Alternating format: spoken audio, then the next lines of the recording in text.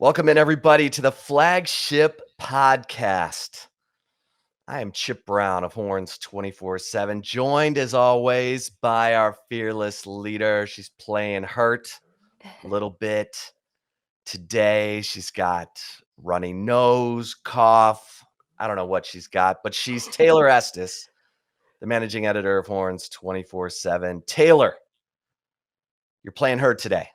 I am, Chip, just a little bit, but I'm going to power through. So I'm going to apologize in advance if I am sniffling or I sound like a 95-year-old smoker that's been smoking since they're 18 years old.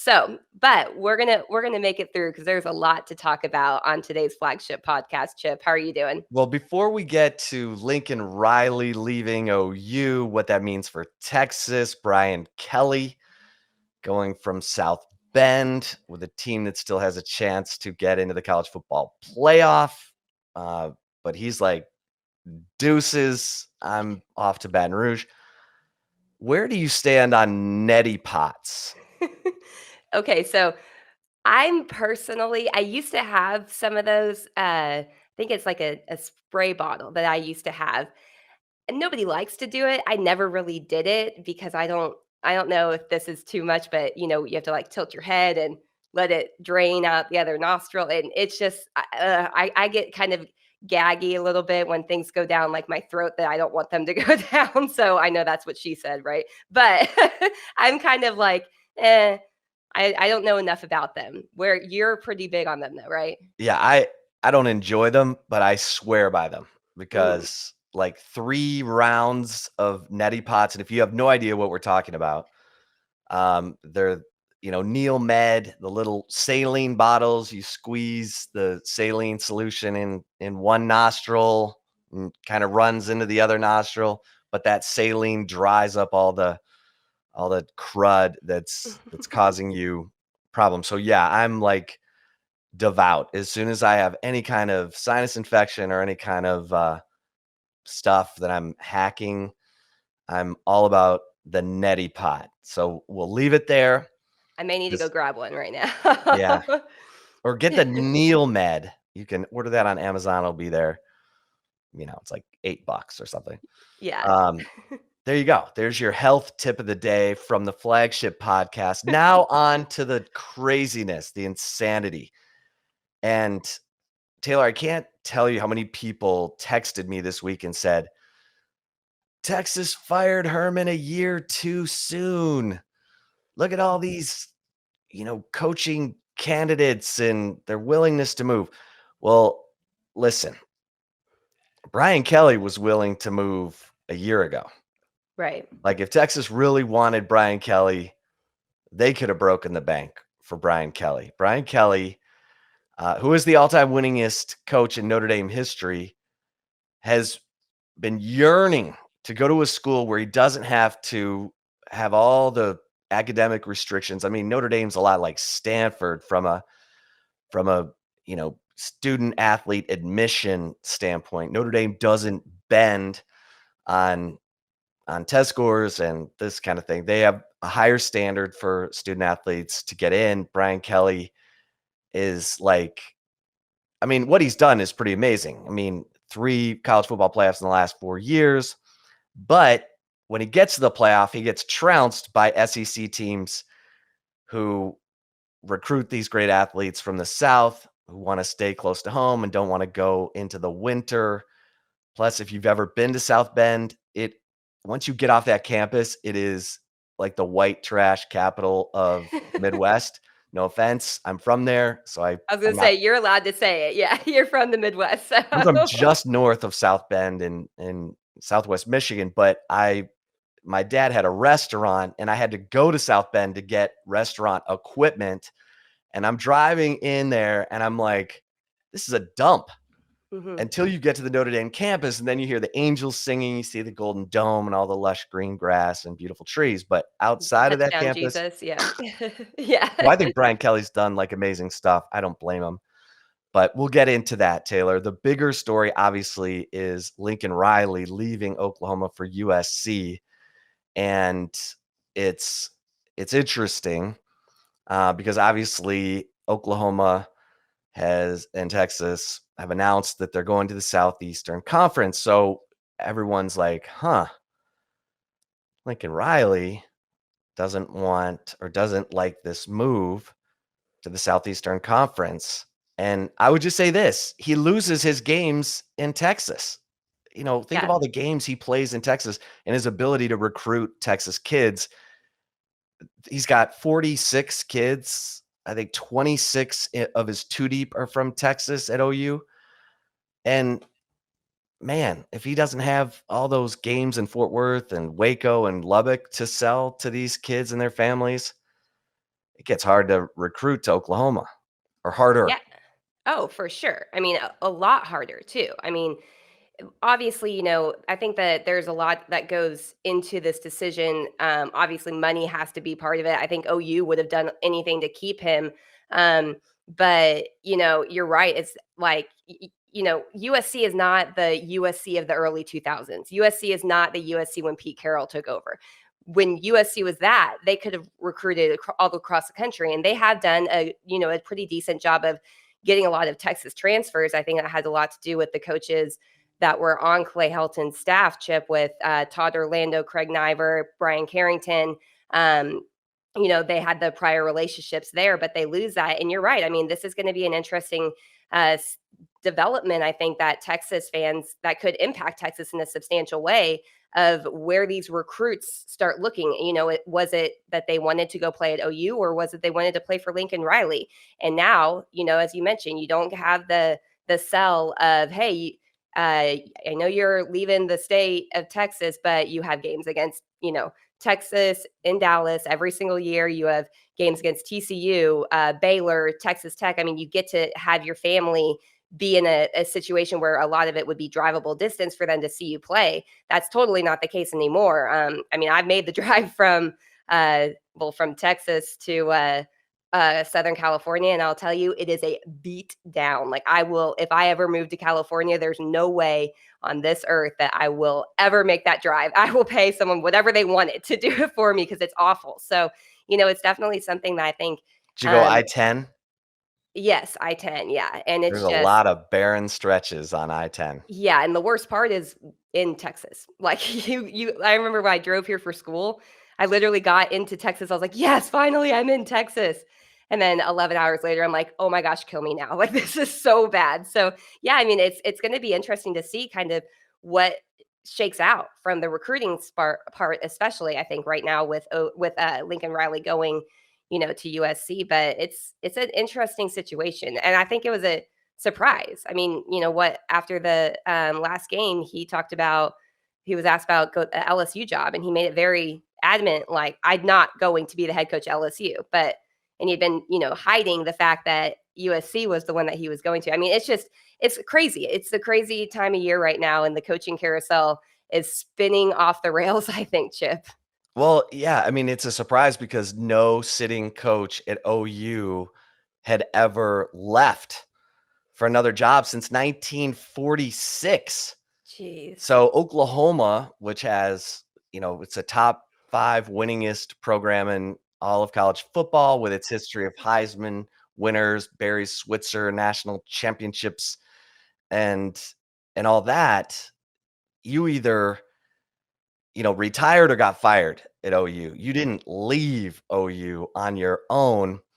And so this is where it gets interesting. Now,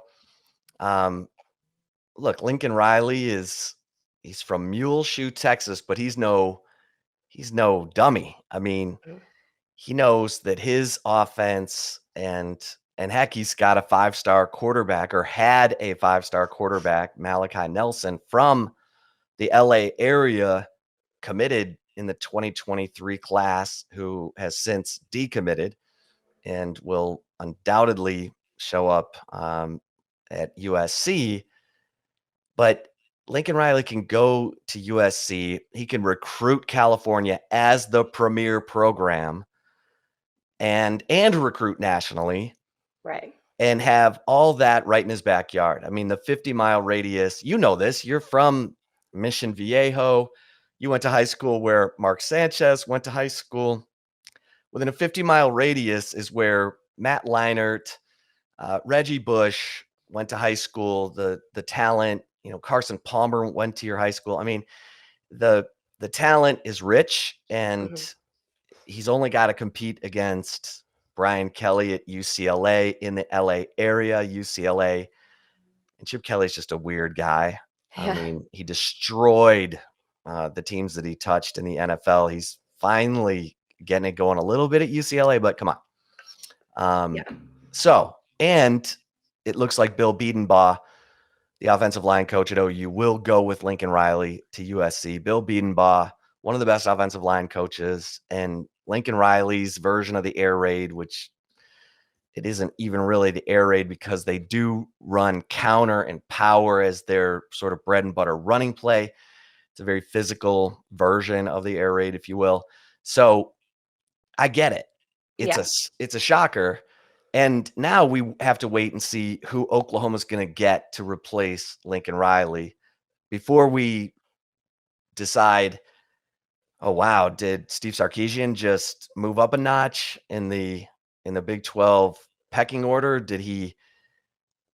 Is one obstacle out of the way? Now, Texas has a lot of obstacles right now, but I mean, part of the reason Steve Sarkisian was hired at Texas was because I mean, if you listen to the people in the know, the UT brass, because he had experience in the SEC, and Texas was, aware that they were going to be headed to the SEC when they hired Yeah. him last January, but also offensively to match wits with Lincoln Riley. Yeah. And now Lincoln Riley is off to USC. So who's going to come in to replace him? Is it Luke Fickell from Cincinnati, whose team is right in the middle of the college football playoff, which um, I would think he would say, I'm not talking about this until my team is done. Unlike Brian Kelly, Yeah. who, if Oklahoma State, you know, loses or Michigan loses to Iowa this week, Notre Dame could be right in the middle of that college football playoff, but he ain't going to be coaching them. So, could it be Luke Fickell? We've heard Brent Venables, the former defensive coordinator under Bob Stoops at OU, who's been with Dabo Sweeney at Clemson, winning big. Mark Stoops at Kentucky. He's built Kentucky into a solid winning program in the SEC East. Um, if you're looking for family ties, all that, Bob Stoops, who's going to be the interim coach for OU for their bowl game. It's going to be interesting. And does OU think it needs someone with SEC experience, or Matt Campbell? Matt Yeah. Campbell at Iowa State. Does Matt Campbell, go in conference and say, and we're recording this on Tuesday, November 30th. So all of this could be totally outdated by the time you're listening to this podcast. But as of right now, we're waiting to see who comes in to replace Lincoln Riley at Oklahoma, because that's not an easy job, Taylor. Bob Stoops did an amazing job, and Lincoln Riley sustained the success. But you're going to have to recruit a lot harder without those games in the state of Texas. You're going to have to recruit the state of Texas a lot harder to get those kids out of the Lone Star State to go to OU without all those games, in the Lone Star State for their families to come see those kids play. Yeah, yeah. I mean, and as you mentioned, yes, we are recording Tuesday, so this could be, they may announce a hire, who knows? But yeah, I mean, there's a lot on the table right now. That, although, Chip, if you think about it, that's going to be a challenge for anybody that comes into OU, because Texas know you are going to the SEC. I think that that honestly kind of opens the door a little bit more for other schools in the SEC to poach some talent in the state of Texas, because they will at least have one other game. But that hurts a program like Oklahoma, I think, more so than anything, because there's unknown right now.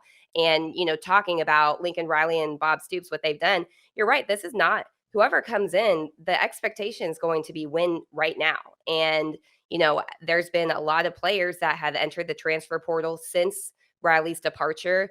Spencer Rattler's in the transfer, finally officially in the transfer portal. I think he Texas unofficially drove them answered it. there. Yeah, I think he unofficially entered it at halftime of the Texas OU game this year. But yeah, there's definitely a lot on the line for OU, and it's going to be, I think, a challenge for whoever comes in. I mean, that the expectations I feel like at Oklahoma are going to be similar to the expectations at the University of Texas, and sometimes those expectations may not be attainable. But if you take the head coaching job at the University of Texas, you know the expectations are going to be high, and they're going to be win now and win big. And Oklahoma's been able to at least sell that. They've been able to win big and win consistently for the last, it's pretty much 20 years, dating back to when Bob Stoops was hired there and took him to the national championship, or won the national championship. That was his first year, right? When that happened? Second year, Second year, yeah. So 2000. Yep. that's right. Yeah. So, I mean, there's been a consistent, 20-year span almost of OU being at least consistently, good. Whereas there hasn't been some ups and downs like at Texas. So you wonder how much of that's coaching. You wonder how much of that is the history, the track record.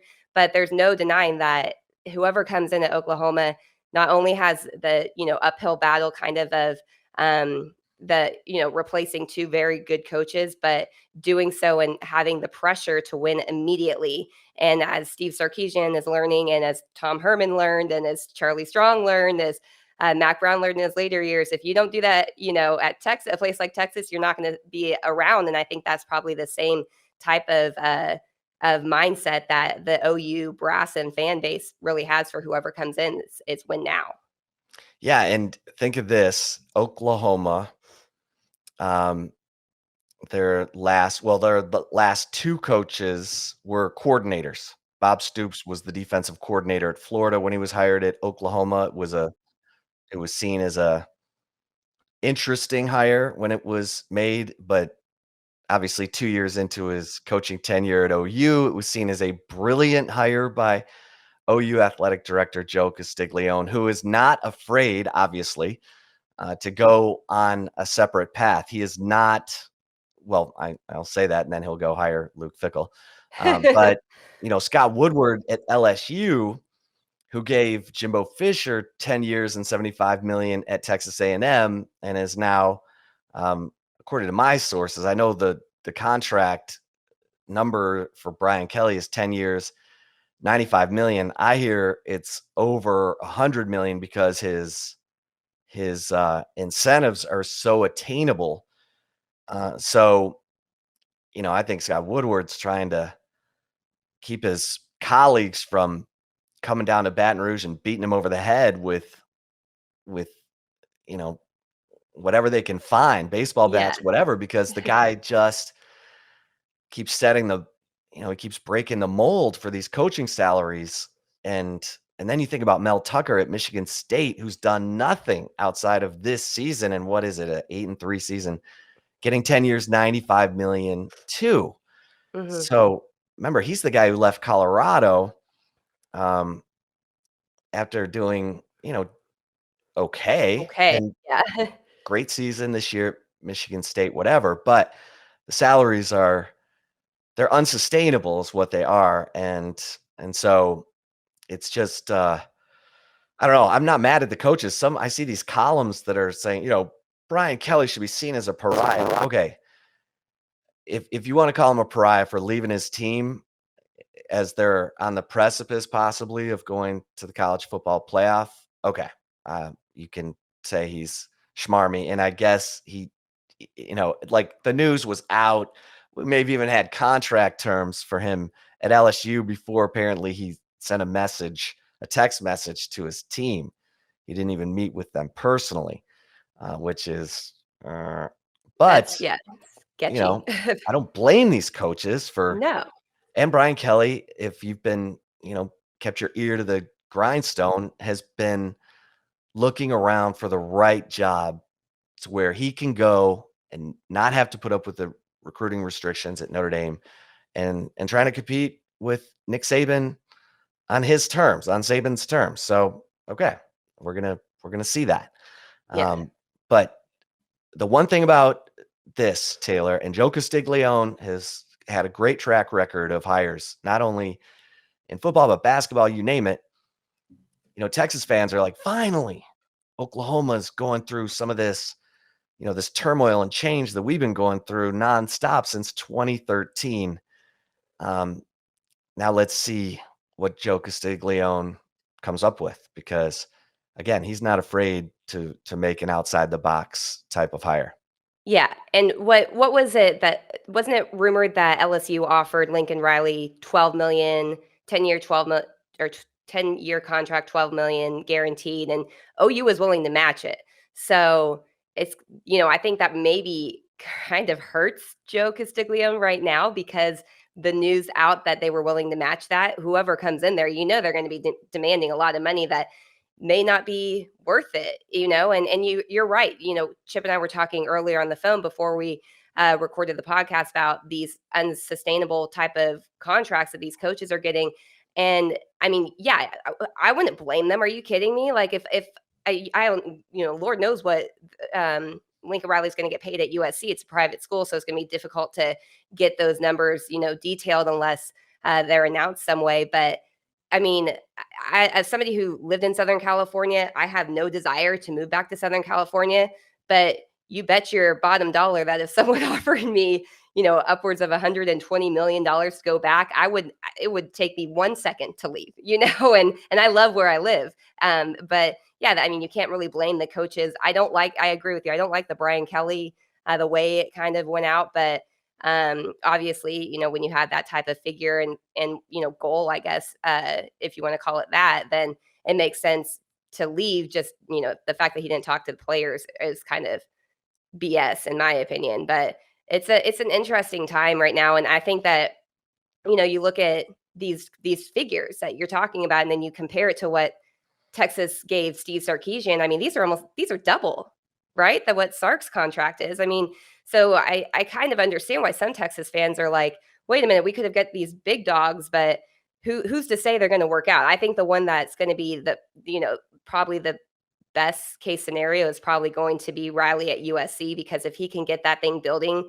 what you're saying, like they're going to they're going to get whoever they want. Like, it's if USC is good, it's going to destroy the Pac-12 competition, just like it used to when it was the Pac-10 with Pete Carroll. But there's a lot of what ifs, I think, right now. And I think one thing is kind of funny, Chip. I saw some like very outspoken Texas fans on Twitter tweeting like about like stop, people being like, stop tweeting about like Oklahoma, stop tweeting about these things for like other Texas fans. But it's kind of like, actually, it's probably a good thing that the eyes aren't on Texas right now, because Texas was in shambles, and now OU is going to be into a situation where they're, kind of scrambling with this last minute change. So it's like, actually, maybe you guys should enjoy this, because Texas, remember, is going to be at the Sofa Bowl come December, and these other teams are not. So maybe keep the focus on other places, especially your rivalry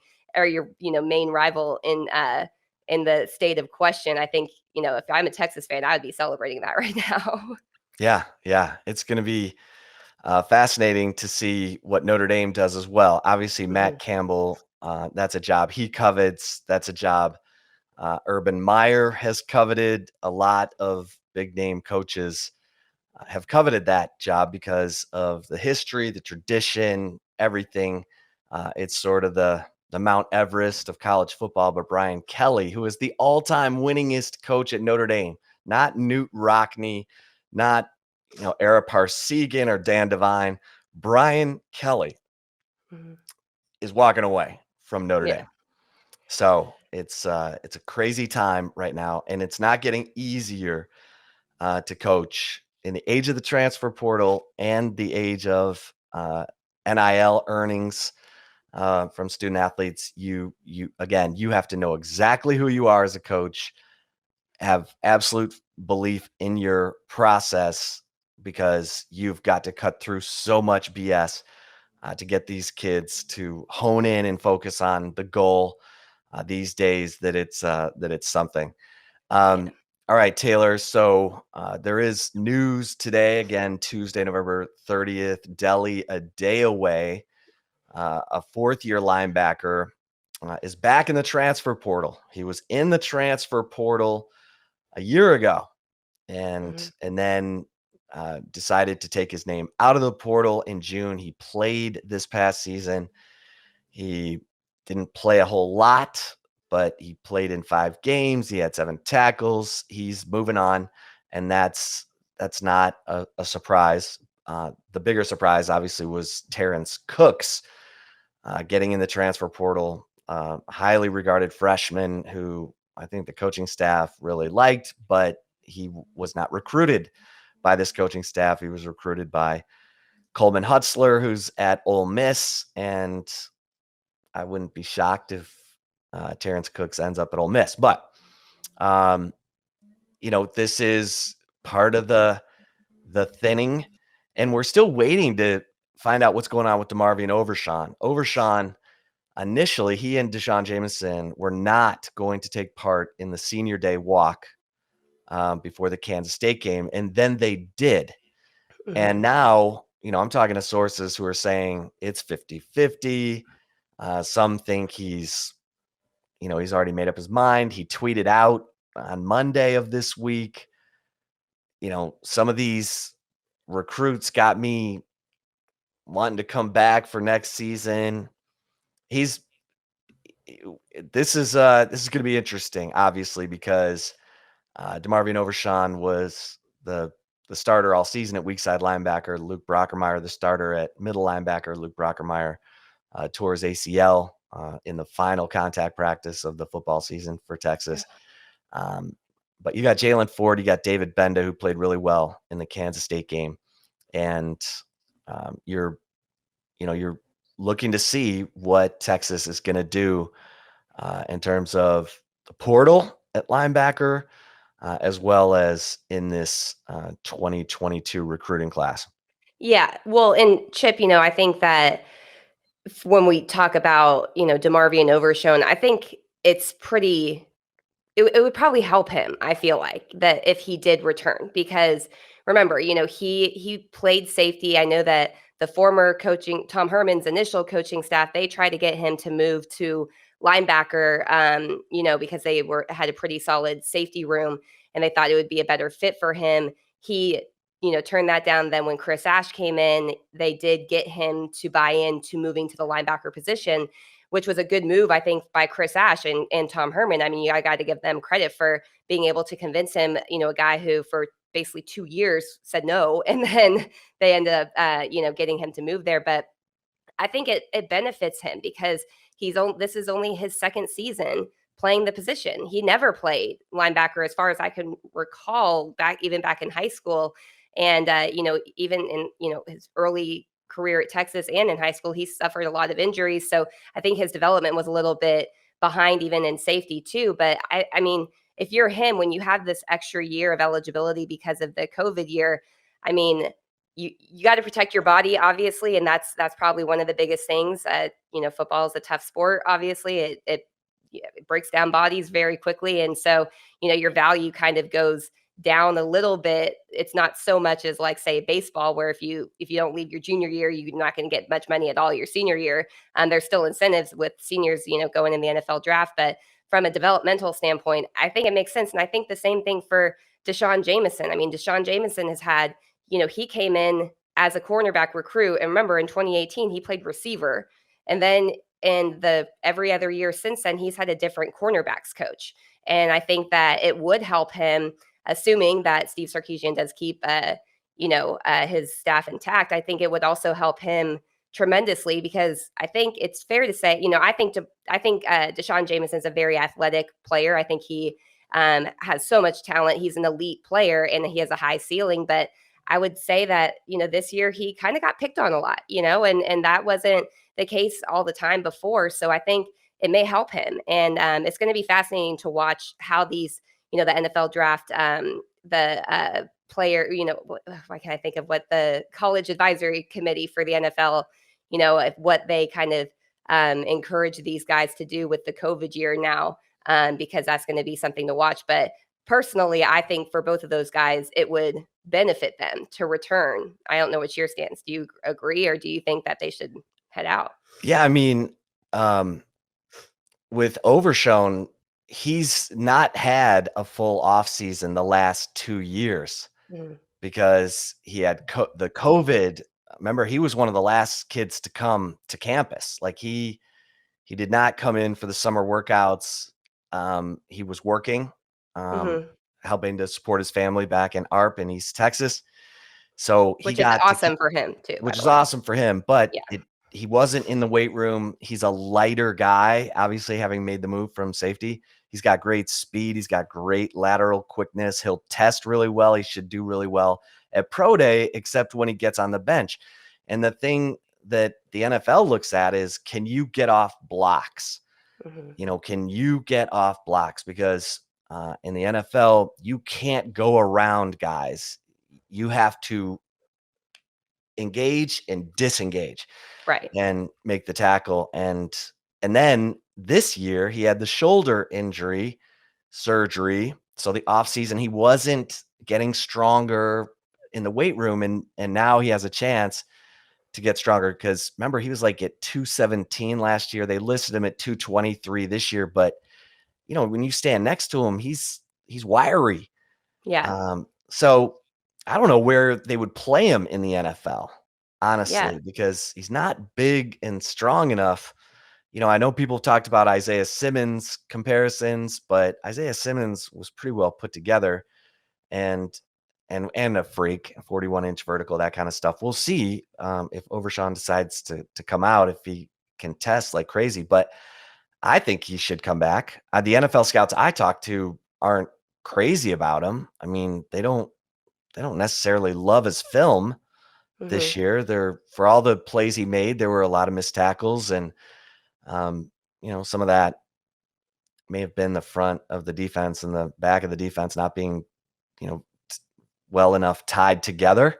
But still, it doesn't matter. The film is the film, and um, I mean, if I were advising him, I'd tell him to come back. He's making money off of name, image, and likeness, and um, but we'll see. Every situation is different. I agree with you on Jameson. I felt like the front and the back of the defense weren't tied together as well as it was last year.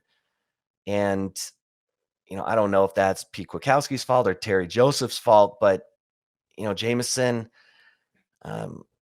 struggled a little bit more this year. And this is a secondary that really struggled to recognize pattern match and struggled to disguise zone and man very well. But he's a return guy, Mhm. and he can do a lot of different things. So he could go to camp as an undrafted free agent and maybe find enough things that he could do on special teams to make a roster. So, um, At and I that know. point, though, it's not really worth it, right? I mean, Mm, I shouldn't say that. It depends on everybody's personal situation. So I shouldn't, because I know, a lot of like how we talked about DeMarvion Overshone. He didn't in the COVID year. He stayed back to help, provide for his family and work.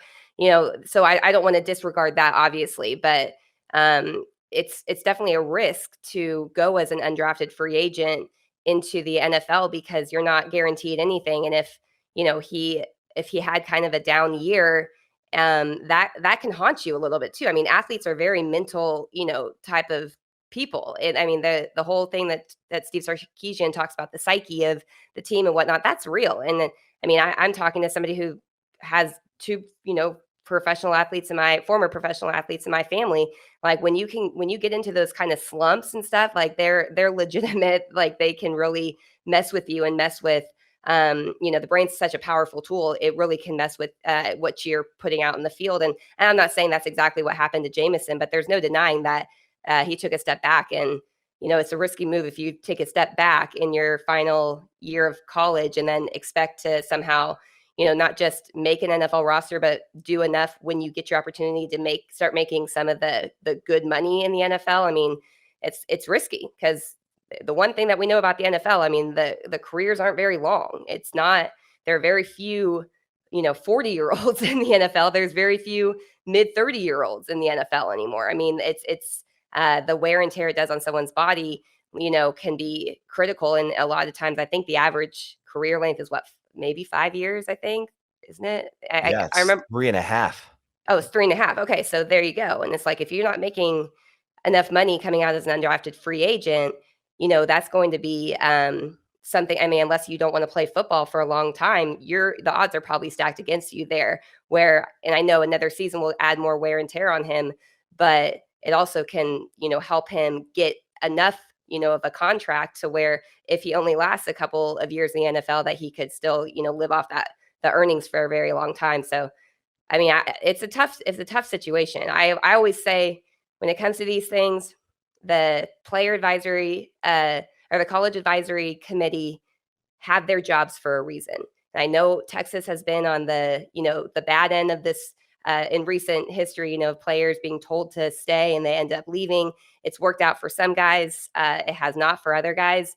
But those people get paid for a reason to assist you. And I've always been along the lines of listen if they tell you to come back, and if you are able to do that, if you're in a situation where you don't need to start making money immediately. But with NIL stuff, they can make money. You may not make NFL salary, first round draft pick type of money or any draft pick type of money, but you can still make a whole heck of a lot of money. I mean, look at Bijan Robinson. It's a different situation, but look at his Instagram. There's always a new paid advertisement or paid partnership. I mean, and I love that about the NIL era. I mean, it just goes to show that this should have been done years and years ago, because these kids are clearly worth enough, and they bring enough to these programs that if people are willing to pay that much, they earn it. And so it's a kind of one of those we'll see, wait and see type of thing. I think the cutoff is January, right? To make the decision, January Yeah, 15th. and Yeah, we should mention Anthony Cook, who's a senior, but has the ability to come back. Did not walk right. for senior day, and it does appear that he is going to return. And he had a good year. Yeah. He's a guy who was probably the most physical of the members of the secondary. Made a lot of plays, and can get better. So I think, and Cameron Dicker, that's the one that I'm watching, because I think there's a part of Dicker that wants to come back, because he's within range of becoming the all-time leading scorer in UT history. I think he's 66 points or something from Ricky Williams' all-time scoring record, and he had a great year. Cameron Dicker had a great year. Averaging 47 yards per punt, 10 of 12 on field goals, and handled kickoffs too. So we shall see. A lot. Make sure you're over at Horns 24/7, because there's going to be a lot with that. And then recruiting heating up. The staff's on the recruiting trail this week doing in-home visits with recruits. There's no shortage of information. So make sure you subscribe to Horns 24/7 to keep up on all the latest Texas news. And hey, it's probably good news, because the basketball team's doing well too, pretty well. And recruiting still is doing well, regardless of what's, happened with this football season. The coaches are doing a really good job so far on the recruiting trail. So some positives for Texas. We're in the holiday mood, the holiday spirit here. So we're going to be delivering some positives, hopefully more often than not, just to keep our members at least happy. Well, A little bit. recruiting is fascinating. Mhm. And Mike Roach and Nick Harris do a great job. So get over to Horns 24/7 and follow it all, because with this coaching carousel and commitments coming loose from Oklahoma, players from Oklahoma in the portal, this is getting interesting. So those guys are on top of everything. And as you mentioned, Taylor, basketball, I bet that's going to show up in Love It or Leave It, huh? Yeah, I think it is. Spoiler alert there. You You ready ready? to I'm ready. Yeah, before we get to Love It or Leave It, we're going to take a very quick break, but stay tuned, because we will talk Texas basketball, which is in season, as we know, in addition to some more Texas football talk. So stay tuned. We will be right back. And if you're watching us on the Horns 24/7 YouTube channel, we will continue rolling on here. If you are not subscribed to the Horns 24/7 YouTube channel, go on over, go to youtube.com/Horns 24/7, hit subscribe, hit the bell for notifications. We are in the mix of adding a limited time type of series for the recruiting side, but the state of recruiting's on there. Flagship podcast, Flagship interview is over there. We're in the works of hopefully moving Longhorn Blitz over too. So we're expanding the product a lot. You definitely want to stay tuned there, especially with some of these recruiting series coming up. But with that said, Chip, you ready for some love it or leave it? Let's do it. All righty. My first one for you is love it or leave it. Steve Sarkeesian's coaching staff will remain intact this offseason. You know, I'm gonna leave this. I'm gonna leave this. I just have a feeling that there could be a couple of um, changes to the coaching staff. I don't have it, confirmed or anything like that, and I could be, misreading um, a couple of situations. But I think it's possible um, you could have a change maybe on each side of the ball um, from a position coach. So make sure we always are gathering, checking, digging, grinding, and I might have more on this later in the week, but um, I'm gonna leave that, Taylor. What about you? I am going to have to agree, Chip. I'm going to definitely leave this too because I think we're hearing some of the same things. I think there could potentially be at least one change. But again, we haven't really confirmed that. So it's definitely kind of a spoiler, a teaser, I guess, more so than anything else. But yeah, I think that I would leave that because I think that there may be at least one change, if not more. Yeah, yeah. Stay Stay stay tuned. tuned. We don't have anything yet to tell you. We're working on it, but there might be something there, and we'll track it down. All Yes. right, Taylor, love it or leave it. Number two. All right, my second one for you, Chip, is love it or leave it. Lincoln Riley took the USC job because he's afraid to compete in the SEC. I'm going to leave this. I think he was afraid to compete in the SEC without having all those games in Texas to sell to Texas recruits. I think he was getting tired of, having to pull recruits from. I mean, he did a good job of recruiting Oklahoma, but there's not enough elite talent to go beat uh, the likes of Alabama with, and so I'm going to leave this. I mean, I get why he left. I mean, if he can go take that offense to LA and be the premier program in a conference that is way down. I mean, Oregon is really the only program on the national radar right now. Washington just fired its coach. Washington, with Pete Kwiatkowski as the defensive coordinator, was in the college football playoff in 2016. But Chris Peterson is gone. He handed it over to Jimmy Lake. Jimmy Lake's been fired. Now Washington has hired the Fresno State coach. And Washington State's, made a coaching change because their coach wouldn't get vaccinated. I mean, the Pac-12's kind of a mess, and who knows what's going on at Arizona State. So I think I get it. I'm not, that's everyone's going to make fun of Lincoln Riley. He didn't want to go to the SEC. It is up for debate how much he was kind of clued in on that. Was he consulted? He says he was. He said today, Tuesday, November 30th, on Colin Cowherd that I was consulted. He said I didn't make the decision, but I was consulted. When exactly, that will be the debate. But I'll leave that one. Taylor, how about you? I think I'm gonna have to leave it to Chip. I think here's the thing. I think that this is going to be a mark on his resume. He's never gonna live it down. Even if it whether it's true or not, he's never gonna live it down because that's the optics of it is, oh, okay, so you were all, fine with being the big dog in the Big 12 conference, and then all of a sudden you go to the quote unquote big dog conference and then you bolt after you've gone to how many straight. I mean, I know they're not going to the Big 12 title game this year, but every year he was the head coach, they won a Big 12 title. I mean, the outside outside view of it is something that he's just going to have to put up with. But I don't necessarily think it's because he's afraid to compete in the SEC. I think it's more of a matter of the Pac-12.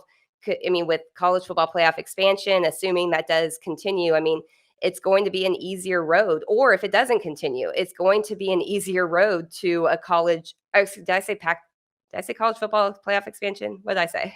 I didn't say Yeah, that, I did mean, I? I Yeah. was gonna say, were you talking about the playoff field expanding to Yes, 12? I'm sorry. Yeah, I don't know what I was thinking. Yeah, the college If foot. that was the If plan, if it goes to 12, yeah. Yeah, if it goes to 12, and even if it does not expand, if a USC is one of the top teams in the country, let's be honest, the College Football Playoff Committee has shown a few times now that they're willing to, put some teams over other programs that may make because they make more money. I mean, that's the reality of it. Go back to the first year of the college football playoff when, TCU was what ranked, I think, third in the country, and they won, I think, it was like 55-3 or something in the last game of the year. It was before the Big 12 had their Big 12 title game. Then all of a sudden they dropped to like 6. It's like, what? Like, how does that happen? It's like, oh, because TCU is a smaller school, doesn't have the type of brand that an Ohio State has, or anything like that. And Ohio State that lost to,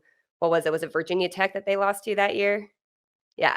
And so they've already shown that money obviously talks. And if USC is good, has a one loss, in the Pac-12, sorry, but that brand is much bigger, I think, than some of the smaller schools, and so they're always going to get in. I think whether it expands or not, if they're in that situation, they haven't been in that situation, so it is an easier road to that. And I think, I don't know if they'll win. Well, that will be something that he has not done in the college football playoff era. He's yet to win a game in the college football playoff. But I do think that that's probably that, in an addition of going from Norman, Oklahoma to, Southern California. I know that this is going to sound like I'm knocking OU or the state of Oklahoma or anything like that. Is not the case. There was reports that one of the biggest reasons that Lincoln Riley gave was to set up his daughters better.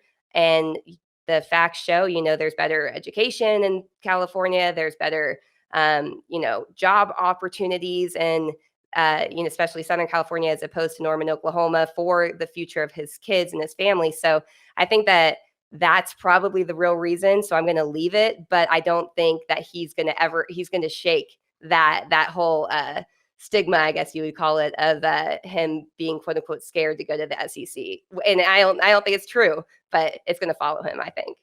Yeah, until he wins Yep. big, until he beats teams from the SEC. Hmm. Yeah, and he did, I think OU beat up on Florida, right, in the Cotton Bowl last year, so he's had success, Hmm. but just not in the playoff. All Yeah. right, Taylor, love it or leave it, number 3. All right. Number 3 for you is love it or leave it. The atmosphere at Gregory Gym was better for Monday's students only men's hoop game than it will be for Friday night's NCAA first round volleyball game.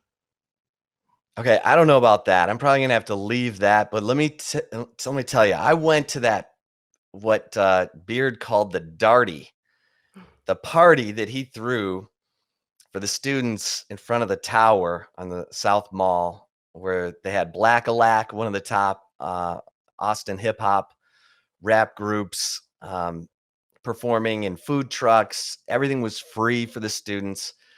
I guesstimated about between 1,000 and 1,500 students were there. Beard was taking pictures nonstop for 90 minutes. He and his chief of staff, Chris Ogden, and Brock Cunningham and Dylan DeZoo, who fans want to see on the court.